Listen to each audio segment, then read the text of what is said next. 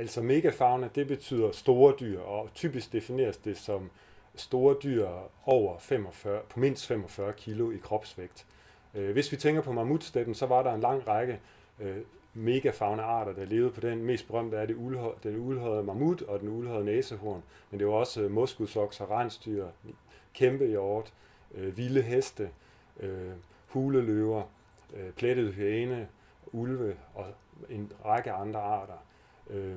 Det har været meget omdiskuteret, i hvor høj grad det her specielle økosystem, mammutsteppen, har været, livsvigtigt for de her store dyr. Og til det så kan jeg sige, at de fleste af dem, de fandtes også i en lang række andre økosystemer. Og modsat har det, og er det også meget omdiskuteret, om det faktisk var de store dyr, der skabte det her specielle økosystem ved deres græsning og gødning og andre aktiviteter. Og det er der faktisk mere og mere forskning, der støtter op om.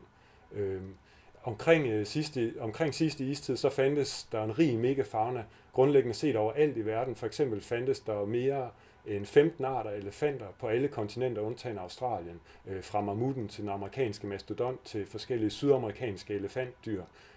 Og der fandtes kæmpe dovendyr fra Alaska i nord til ildlandet i syd, og omkring måske 10 arter i den nye verden, og en lang række andre store dyr.